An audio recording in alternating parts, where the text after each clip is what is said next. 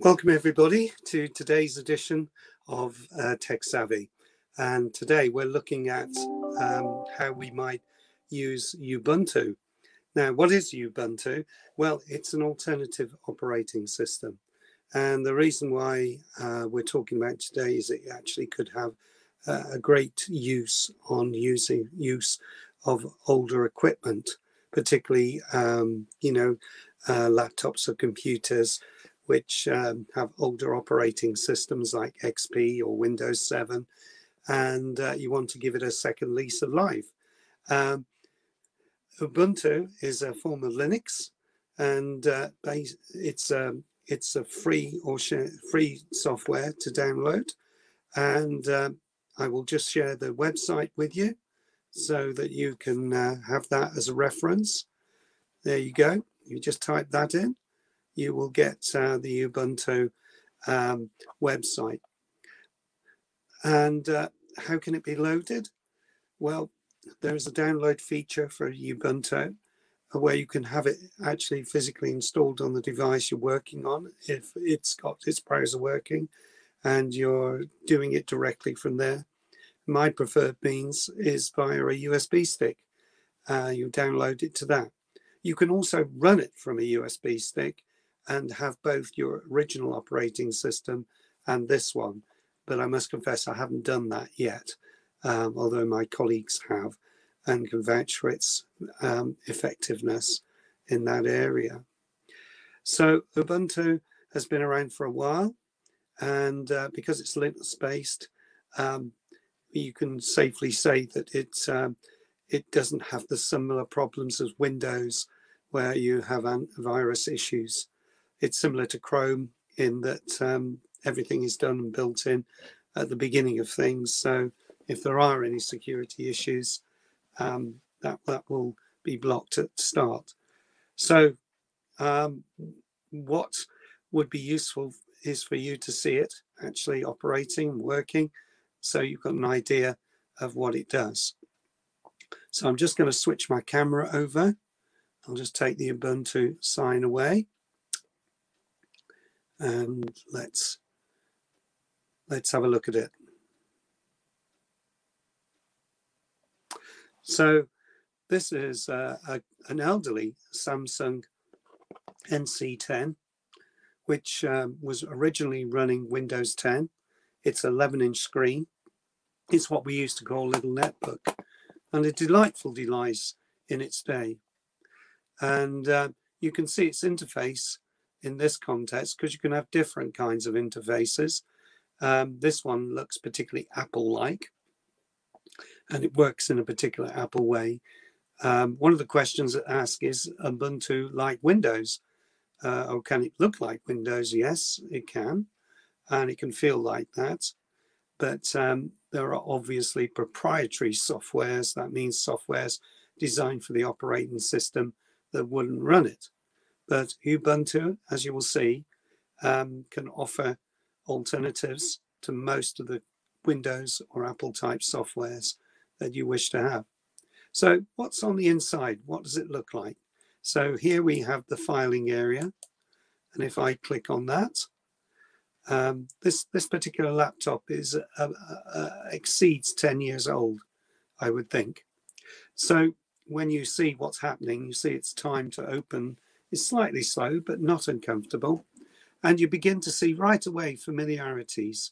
You've got the desktop icon, you've got documents, you've got downloads, you've got music, you've got pictures, you've got public, you've got templates, videos, and examples. So basically, it looks very similar to how a Windows machine would look. And if I click on here, that's the rubbish bin. And if I look at the network, it will show what it's connected to, which is not anything at the moment. And this just opens the contents of the machine.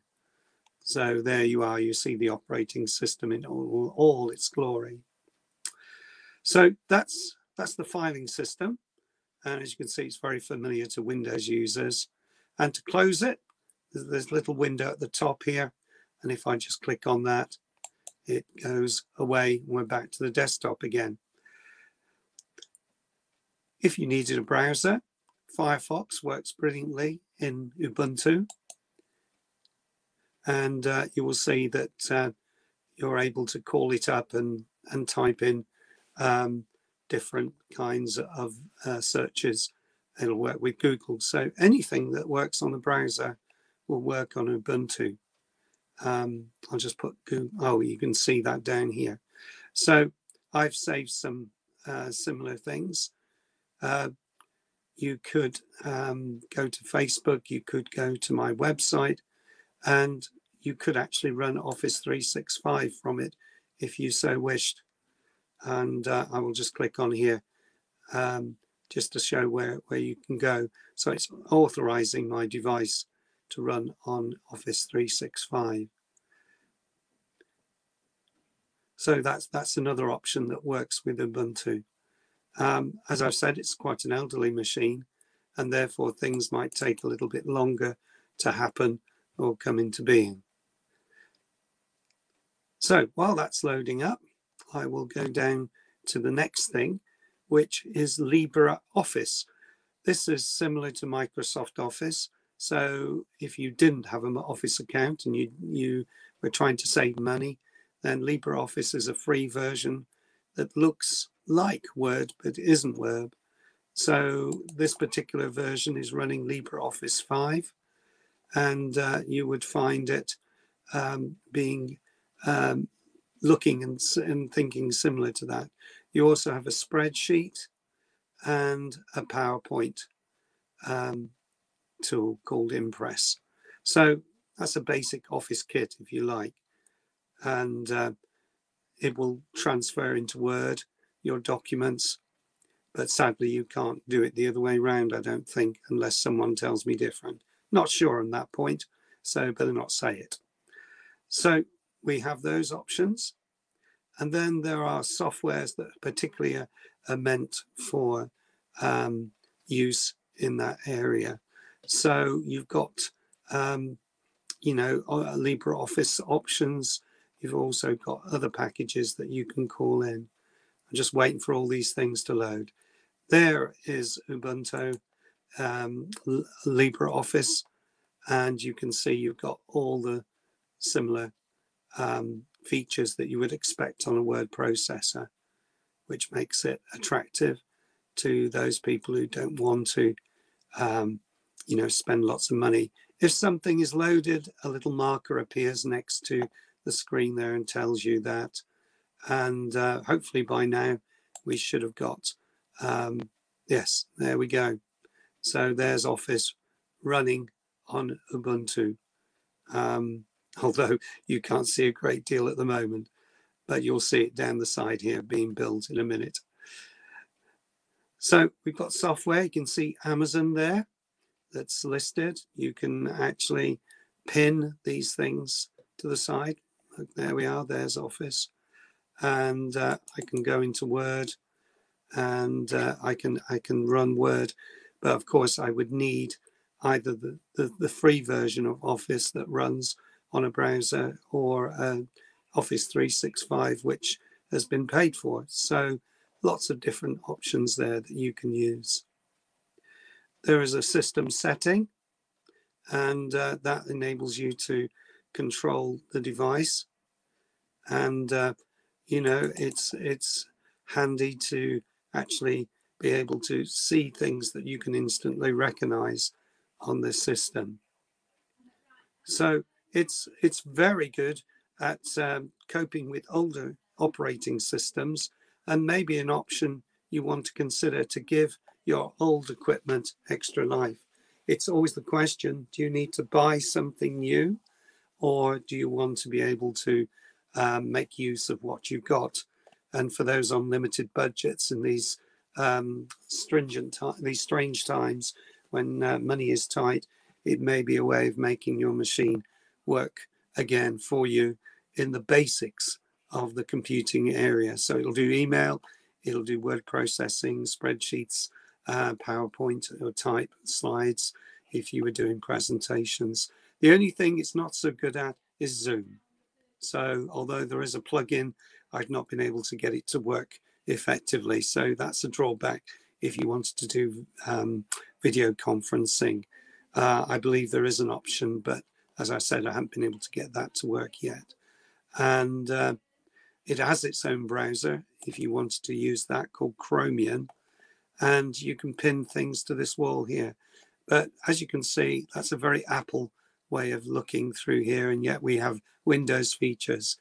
In other words, it ticks a lot of boxes, and just because it's free doesn't mean to say it's rubbish. It's just another way of looking at things, and certainly I think it has a purpose.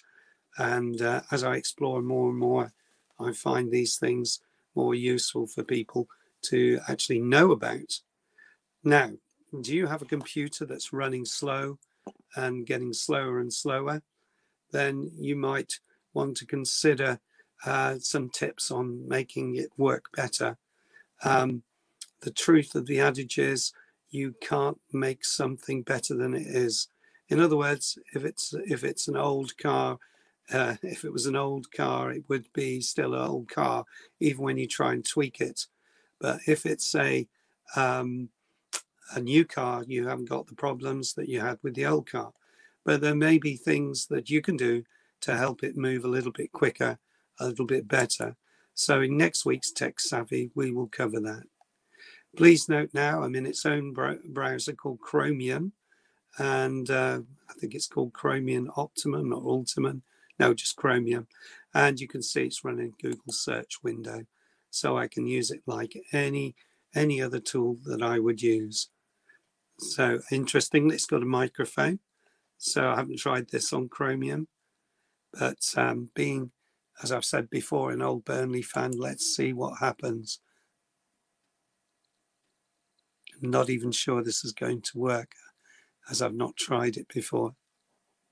Okay, here we go. No internet connection, it says. Well, that's weird, because I can see it at the top there. Okay, let's give it another go. One more time. No, it's telling me there's no internet connection. So I'm going to have to abandon that one. But yeah, thank you for watching. I'll just turn my camera around and bring the meeting back to me.